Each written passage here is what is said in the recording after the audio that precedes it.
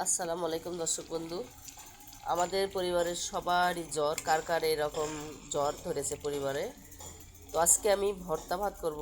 আমার কণ্ঠ শুনেই বুঝতে পারছেন যে অসুস্থ। তো বাচ্চারা চাচ্ছে যে ভর্তা ভাত খাবার, গোস্ত মাছ খাবে না।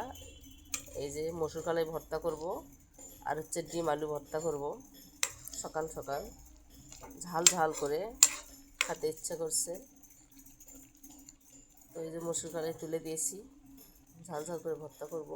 তো কার কার ভাদ্র মাসের এরকম জ্বর ধরেছে?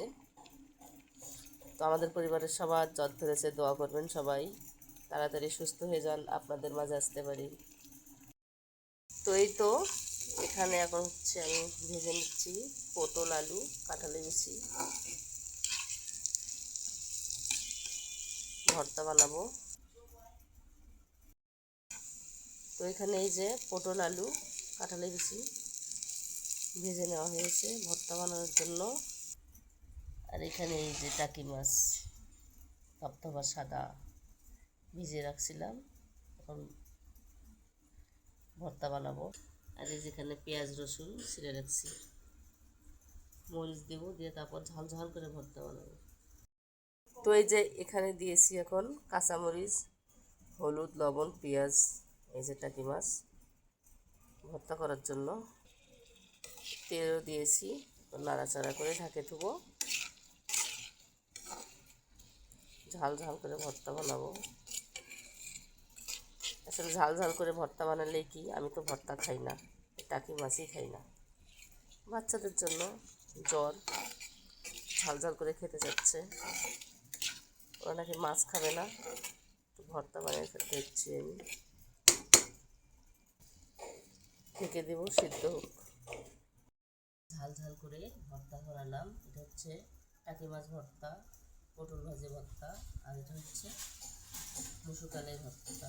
আর আমি এখন ভাত নেব। এই যে কে কে চেনেন বাটনা, তো এই বাটনাতে আমি ভর্তা করেছি আজকে। আজকে আমি বাটনায় ভাত খাবো। এই যে ভর্তা নিচ্ছি, আর সবগুলো কিন্তু আমি আজকে শুকনো মরিচ দিই নেই, সব কাঁচামরিচ দিয়েছি। কী জন্য দিয়েছি সেটাও বলতেছি। আসলে আজকে তো জ্বর, সবার ঠান্ডা লেগেছে, আর এই শুকনো মরিচ খেলে গ্যাস হবে। তো এই যে এটা কিন্তু দেশি লেবু একদম, তো গ্যাস হবে জন্য ছোটো ছোটো বাচ্চা, এই জন্য আমি কাঁচামরিচে ঝাল ঝাল করে বানাচ্ছি ভাত খাওয়ার জন্য। তো আমি আজকে বাটনায় ভাত খাবো। তো গাইস, এইরকম করে পাটায় ভাত খাবেন, দেখবেন এত এত মজা হবে, খেতেও ইচ্ছা করবে।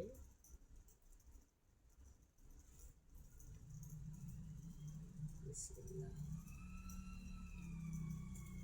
জাস্ট ওয়াও হয়েছে, এত মজা হয়েছে।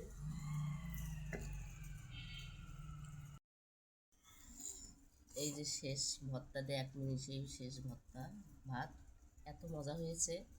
আসলে যেদিন আমি ভর্তা বানাই সেদিন কয় প্রকারের ভর্তা বানাই, মানে তৃপ্তি সহকারে ভাত খাওয়া যায়। তো শেষ ভাত।